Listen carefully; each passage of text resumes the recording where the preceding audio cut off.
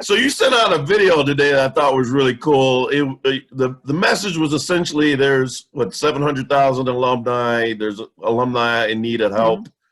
Expound on what your message was. Well, it was tapping into our brain power. Penn State alums, we are more than 700,000 strong worldwide. We have in our long century plus, almost 2-century history, we have people that have done some amazing things in the history of Penn State lore, Nobel laureates, Penn State Heart, you name it. So if we can produce those things, maybe perhaps somebody who has a supply chain background, somebody who has medical device production background, somebody who just simply may have a job to offer somebody who's out of work. I mean, there are 10 million Americans out of work. I mean, we have global alumni, but I'm just talking about the U.S. alone. That's 10 million jobs. Lord knows how that extrapolates everywhere else. But my point is, we have the brain power. I'm optimistic we have the brain power that somebody in our circle has the wherewithal to come up with a vaccine. Somebody within our circle has the wherewithal to help, have produce masks solutions. Or something. It could be ventilators, it could be masks. I know an alumna who in Philadelphia, Carla Trotman, she runs Electrosoft, and she can make electronic parts to help a company scale up to create ventilators. I mean, I was on a call on an alumni association coffee hour with a young lady who was out of work, and then there's somebody else in her same profession.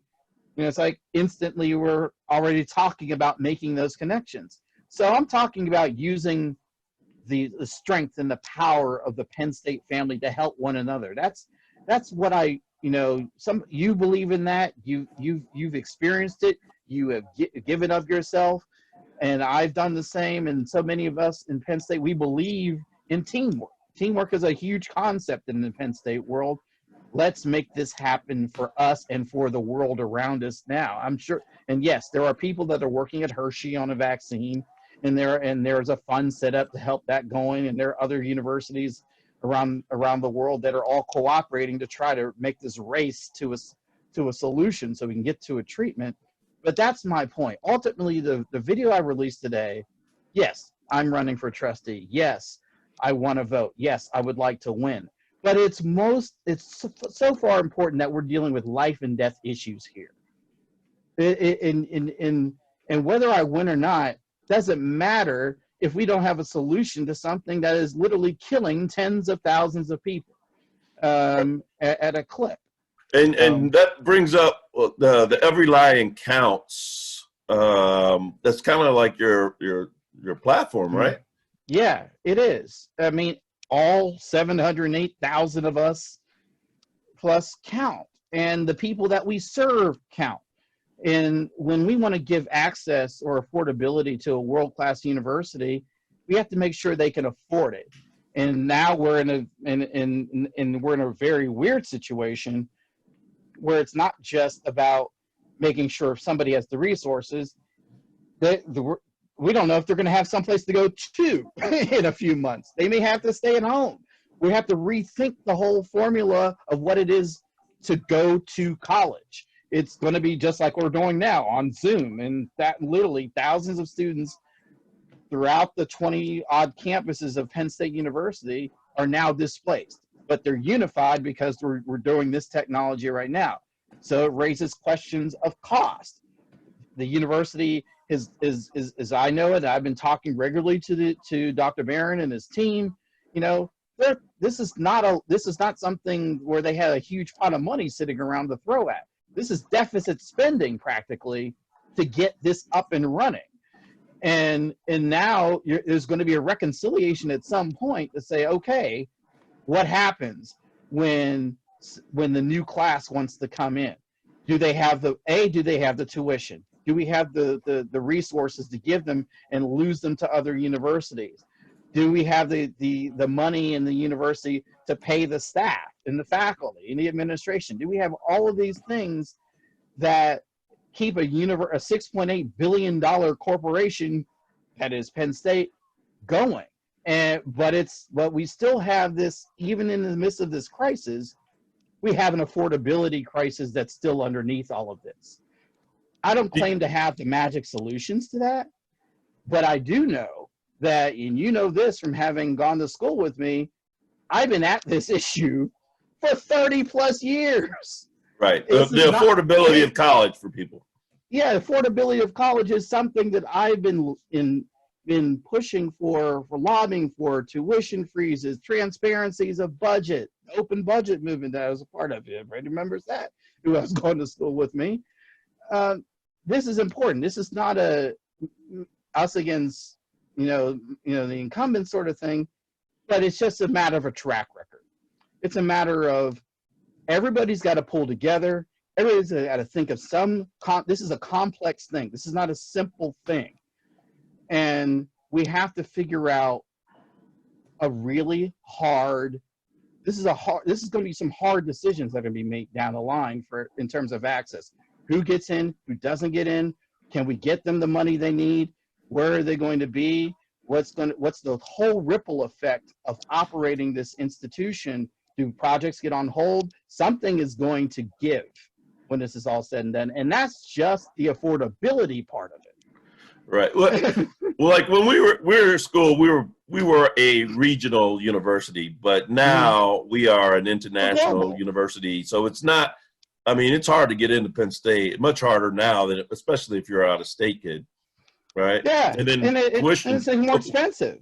Yeah. I mean, when we could still travel and get around, and I was on the campaign trail and going, to different parts of Pennsylvania and other parts of the country, all people are saying, especially out-of-staters, are like, I can't hack $45,000, $50,000 a year to go to Penn State. And that figure kind of boggles my mind. I mean, I recognize that universities become more expensive as time goes forward because of the cost of living and the cost of everything. But a family that says, hey, I can't do this, and your competition is doing something different. They're giving me an A package where I can go to Michigan State or I can go to some other university because you're not meeting the need. So we have to think about, people were talking about a Marshall Plan for a lot of things in terms of COVID-19 and things like that. We have to talk about a whole rethink of how we raise money just for tuition, just to get people in, have them stay in and support them so they don't go hungry, so they can graduate and so they can become productive graduates of the Pennsylvania State University. If they don't have the money then and to get to this world-class education, all of this, the rest of this is a non-starter. So that was your main impetus, was to be on the board, to run for the board of trustees, is try to help be a part of the solution for affordability at Penn State. Well, that's just one of three planks. The second one was, I call it the ABC. A for affordability or access, B for building civility and diversity. And in a time where so much is on us right now, universities have always been talking about building people for civic society in whatever pursuit that they're doing, whether it's medicine, engineering, liberal arts. We have a central responsibility as Penn Staters to have a welcoming, diverse, and civil at university atmosphere, and the people that are at the decision table setting the policy need to have a track record for building diversity and civility. And when you look at my track record, it goes down to two basic roads. On the diversity, I co-founded the Student Minority Advisor Recruitment Team. And it's still living to this day. Just celebrated its 30th anniversary in December. Involved in Black Caucus. Involved with representing students on the President's Equal Opportunity Planning Committee. There is a laundry list of things that I've done, and that's just the undergraduate part. Right. And then you have the whole Alumni Association part of sitting on different boards, and every time it's a mark of making sure that it was about either diversity or building coalitions for solutions to make a better Penn State. When Penn State wasn't doing right in the areas of diversity, when you look at the field, I'm going to be the only one that has been standing, that has made several public stands, and they aren't always comfortable, whether it's undergraduate or after I graduated, to push Penn State in a better direction. And that's important, to do it, but do it in a constructive manner. And there's also other civil organizations. It's like, whether it's being on the Thon overall 1988 committee, whether it's being, on the Council of Commonwealth Student Governments. I started at McKeesport, now Greater Allegheny. I am deeply aware that the Commonwealth system is the lifeblood of Penn State. And that's something I know how to speak to because I lived it. And so when you put those two things together, that's the building platform. And then there's this last part is community. We're seeing all these wonderful displays of community. That's how we started this conversation in part. But we have to be even stronger for our alumni. We have to connect our alumni. We talk about the brain power ad that I released today. It's about making sure we're making the strongest possible connections amongst alumni so they can help each other, and then collectively we're helping the societies that sustains us. If we're doing that, guess what they're going to do?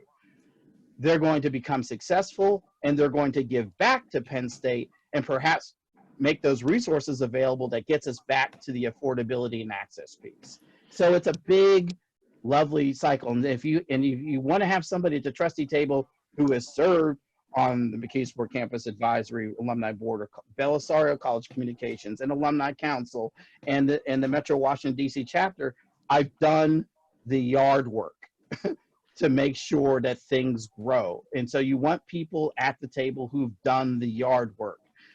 It's great to have all these different other energies and different points of view, but we're in a very critical time right now. We have to make some really very serious decisions, whether it's picking a university president, and I've been on a bunch of those search committees when I was an undergraduate and beyond.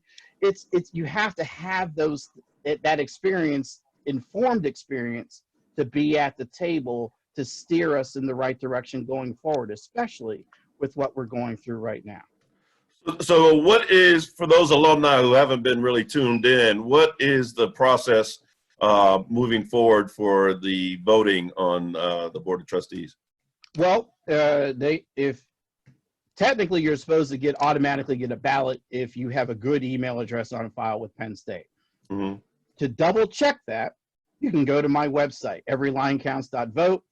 The form to fill out to make sure you get a ballot starting on April 10th is right there. And the folks in the Board of Trustees office are very kind. I've met them. They can turn around a ballot really fast, and making sure that you get a ballot so you can mark my name, turn it right around, send it off. It's a very simple process once you get your ballot starting on Friday the 10th. Right. And then when is the official ballot counted? When is the official election, or what do you know? Yes, they are counted on the morning of the May trustees meeting, which is May 7th. So the polls close at 9 a.m. sharp on May 7th, which will be an interesting challenge because usually this is a big gathering at University Park. But guess what? The preparations are now happening for a virtual trustees meeting. So there won't be necessarily people on campus. This is not confirmed, but I've been in touch with the trustees office, but the preparations are for a virtual trustees meeting. So I will probably find out about, and so will Dr. Pope and Jay Paterno and former trustee Lubrano will all find out in probably in the comfort of our respective homes as to what happens. It's a very different world, but I stress to you, Brian, and we've known each other for a long time, and I stress to alumni that you have to have, you really need to have, passion is great, but you need vision, and you need vision that is connected to real experience, and in a sense of having a strong track record of civil constructive work towards the goals of affordability, towards the goals of building of a world-class education, towards building civility and diversity, and fostering community to make sure that alumni can thrive and move forward, especially now when we're we're forced to make a reset. So you have to have the people at the table, and I would humbly submit that I'm one of those people that can help us get to the next level, into a different place where we need to be. So all that you've done since you were a measly little freshman, because essentially Since I started washing dishes in 1985 in the campus dining hall at McKeesport, yeah. Right, but it's led you to this point where you're ready now to represent the university as a member of the Board of Trustees. I believe I am. I've been encouraged by many alumni to do so. We tried last year, came up short, and I know that it's one of those things where you need about 20,000 votes to really seal the deal. I don't know if that's going to happen, but I would hope that positive energy. My positive energy is, look, I'm not assuming anything. Right. I am simply humbly asking for folks to go to my website, take a look at my record. If they have any questions, they can go there and they can write me. And I don't claim to be the shell answer man. And yes, I'm dating myself. Yeah. But I do claim to have the necessary track record, not just at Penn State, but in my profession. I've led organizations that have required in crisis, that have required hard decisions, and managing multi-million-dollar budgets. No, it's not a $6.8 billion budget, but yes, I know what it's like to govern organizations that utilize employees, that have to make hard decisions, and having to deal with controversial issues like freedom of the press when you have your own government trying to assail those things, and you have to steer yourself through those matters with a calm, dignified, thoughtful approach that is collaborative and that is productive, and that hopefully that makes everybody win. All right, so the most important piece of the puzzle right now is to communicate with you. I guess the easiest thing to do is go to your website and say it again. It's everylinecounts.vote. All right, well, I appreciate the time, my friend. Best of luck to you. I'm going to send my vote your way. I believe you put in the time and your passion. Bring a lot of friends. I need a lot of all your friends. I don't have that many friends, Jeff, but I'll try. Stop it. You're legend, BA. You're legend.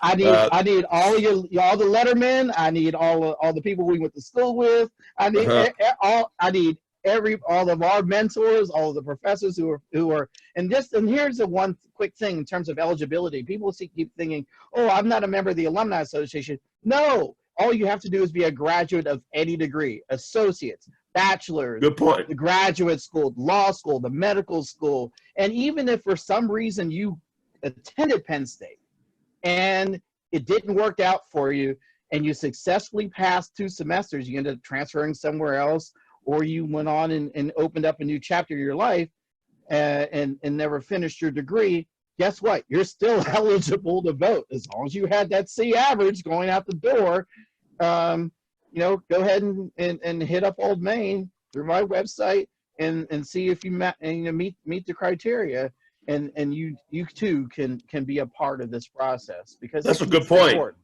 Really good point to make. That's a strong ending there.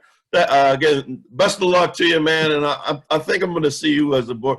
I'm not a political animal, and I admire people who do it. So hats off for you wanting to give back to the university. I do my small part when I can, and look forward to seeing the football season, because we're going to have one. I'm throwing it out there into the universe. Crossing fingers, toes. Hey, we may have playing in the spring, so everybody's talking about. We just have to go where the science takes us. but most importantly, we all have to be safe and take care of each other. And I released the Good Neighbor ad, brainstorming ad for a reason. And there'll be others that'll talk about my record and where I stand. But it's important to talk about what we really. I mean, I know alums I went to school with. We all went to school with, who got layoff notices. There are 10 million people who are unemployed. 1 million of them are Pennsylvanians. That's what's really at stake here. Pulling ourselves together to help each other and having the people that'll help steer us through the way to get it done. Amen, my brother. Thank you, BA. I appreciate you.